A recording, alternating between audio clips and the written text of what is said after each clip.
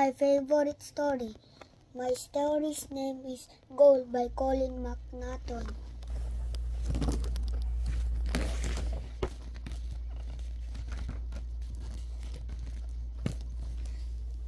Preston is playing football in the garden one day. A loaf of bread, please, Pumpkin, and his mom asks him to go to the shop. Preston decides to take his ball. Yes, Mom, 8, 9, 10.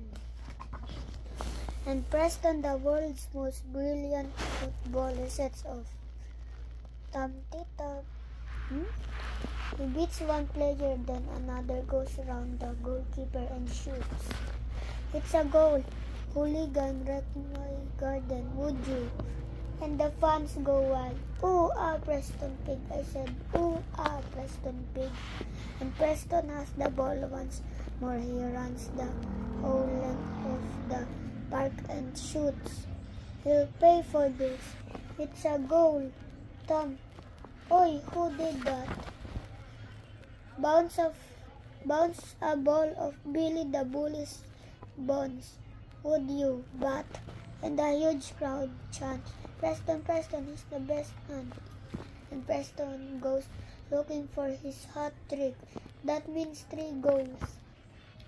And this is incredible. He's off on another run. He goes round 1. He goes round 2, 3 and shoots.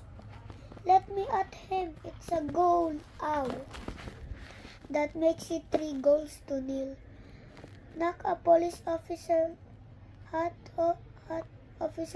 off, would you? But Super Preston isn't finished yet. What skill, what control, what a star. He dribbles past the great Pelé, swerves past the magical Maradona. Where is he? Slips past Shearers, puts the ball through the legs of Ronaldo and shoots. It's a goal. Hey, what's going on? 4-goal. Preston sets off home with the bread. Mr. Wolf leaves the supermarket. Mr. Wolf takes a shortcut and lies in wait for Preston, and he shoots. Revenge! And Mr. Wolf gobbles Preston up. Delicious!